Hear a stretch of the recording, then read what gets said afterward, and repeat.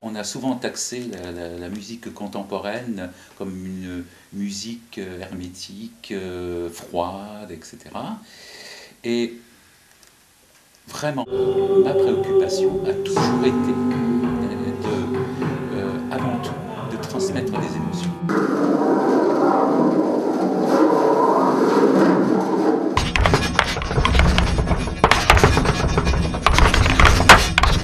Quand j'utilise un ordinateur, il ne devient pas un instrument froid qui transmet quelque chose de complètement synthétique, mais au contraire, je pars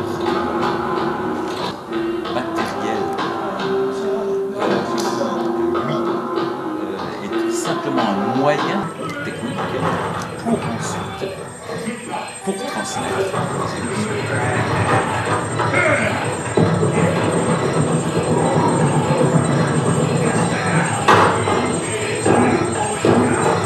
En tant que compositeur qui a cette démarche fondamentale, non formelle, de transmission de nouvelles émotions, enfin des émotions qui ne sont plus les émotions qui étaient transmises il y a 50 ans, un siècle, etc., mais qui sont toujours, en tout cas pour moi, présentes et fondamentales, parce que c'est ce que j'ai envie de transmettre.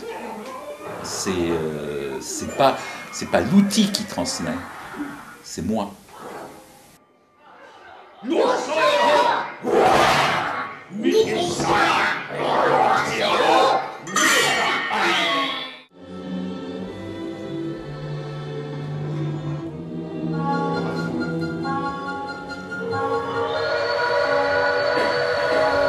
Il n'y a pas fondamentalement d'image pour enfants ou de son pour enfants.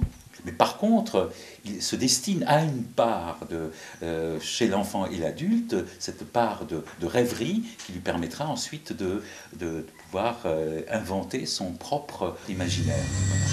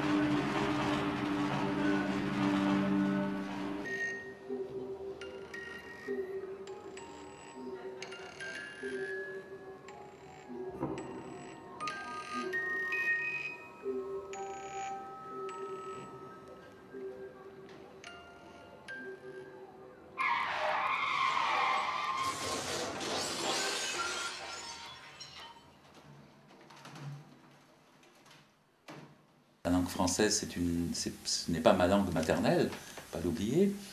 Et donc j'ai peut-être par complexe vis-à-vis de la langue, j'ai peut-être essayé d'inventer encore un monde imaginaire à travers le langage et donner du sens, un autre sens qui est perceptible par tout le monde et par toutes les cultures, à travers des onomatopées.